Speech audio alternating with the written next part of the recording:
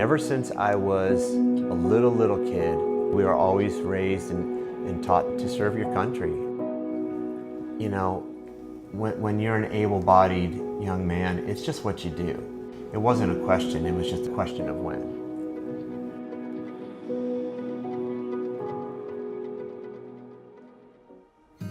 Well, I met him just through his roommate. So I met his roommates first and they were my friend, and so I just kind of knew him as an acquaintance, but I always thought he was very cute. Still do? Yes, I still do. I still do.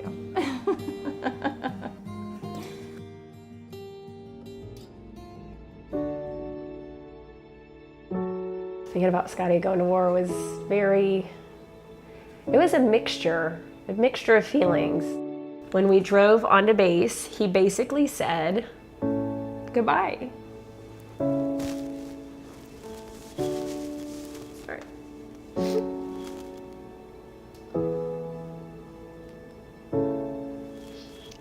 He said, I'm going to hell and I may not come back. But not crying, not angry, just, this is what my job is. This is where I'm going. This is what I have to do, and I love you. And if I come back, it's a perk. It's a perk of the job. And I lost it, and I said, you will be back.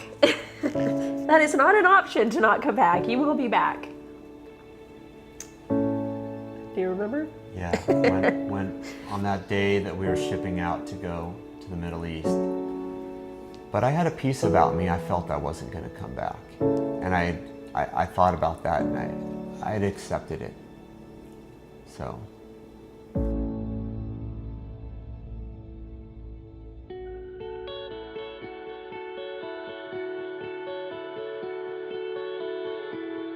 There were a lot of dark moments in Iraq. The 1st Marine Regiment took a lot of casualties, a lot of KIA, a lot of WIA. The ones that were wounded and the ones that were dying, you could hear them praying and screaming out in pain as they were dying. Just hearing that in the night, gets to you.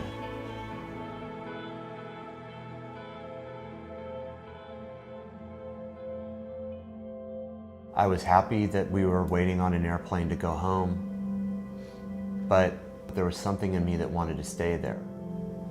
So that's when I really kind of started noticing my mood and depression start to set in, and that's when the nightmares started before I came home.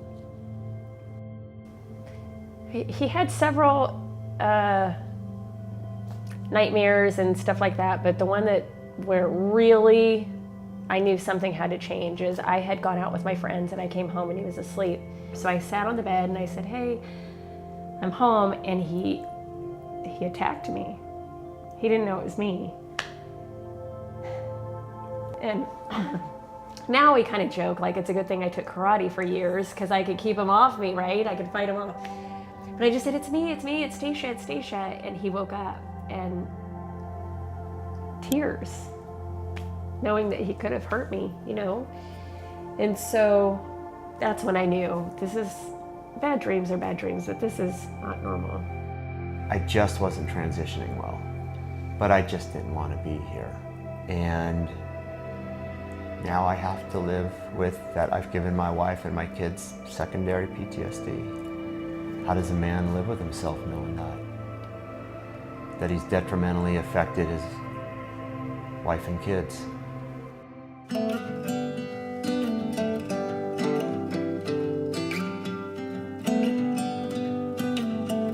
Day to day, just trying to figure out, there we go. But I think putting the kids in sports that's how this all started. We put them in sports to give them something to do that has nothing to do with us. Something out of the house that's theirs. And they love it, they thrive on it. Having our military kids want to help out random people that they don't even know personally and help them be able to do like what they dream to do makes me feel really good about it. Ashley has thrived at gymnastics. This is her passion. This is what makes her a normal kid. It's part of what makes her special, and she's just good at it. with that comes with going to a higher level of gymnastics, being competitive and doing these competitions. And it gets expensive, and especially for people who live on a disabled vet's pension like mine, it can change what you can afford to put on the dinner table. I feel that the scholarship from our military kids is a game changer in everyday life. Sorry. Big deal, huh?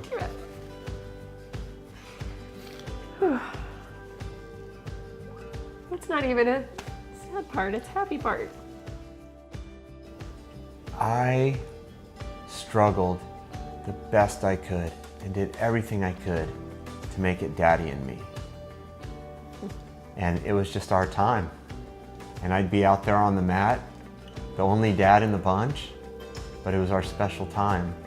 And it was a time with gymnastics where Daddy could try and make it right for an hour.